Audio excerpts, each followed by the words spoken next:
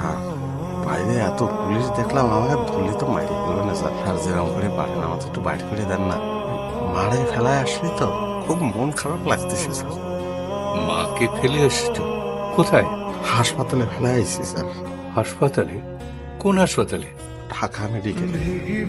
এই যে কিডনি আছে না, তো দুটো কিডনি মার নষ্ট হয়ে গেছে। ডাক্তার বলেছে যে আমাকে আর কিডনি কোনো কাজে লাগবে না। এই কথা তুমি আমাকে আগে বলোনি কেন? কোন ওয়ার্ডে? ওয়ার্ডে না, ওই যে বারান্দার মুদিন স্যার টাকা পয়সা নেই, সামান্য জমি জমা ছিল। তা ওই আমি বিদেশ যাবো সেই জন্যই স্যার ওই জমি বেচে দিছি। তো ওরা কিরম করে লেয়ে নিছে আমরা তো বুঝিনি। বাবার কবর ওই জমির মধ্যে ছিল।